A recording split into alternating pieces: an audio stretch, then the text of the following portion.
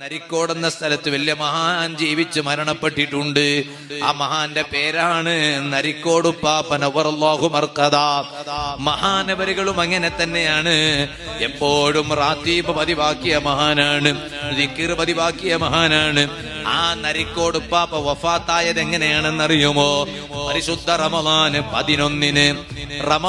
11 വ്യാഴാഴ്ച പകൽ സമയം അതാ നരിക്കോട്ട് മഹാനവരുകൾ നേതൃത്വം നൽകുന്ന പള്ളിയിൽ മഹാനവരുകളെ നേതൃത്വത്തിൽ ജലാലിയ റാത്തീബ് നടക്കുന്നുണ്ടായിരുന്നു. ആ ജലാലിയ റാത്തീബ് ജനങ്ങൾക്ക് ചൊല്ലിക്കൊടുത്തിരുന്നത് മഹാനാണ്, നരിക്കോടുപ്പാപ്പയാണ്.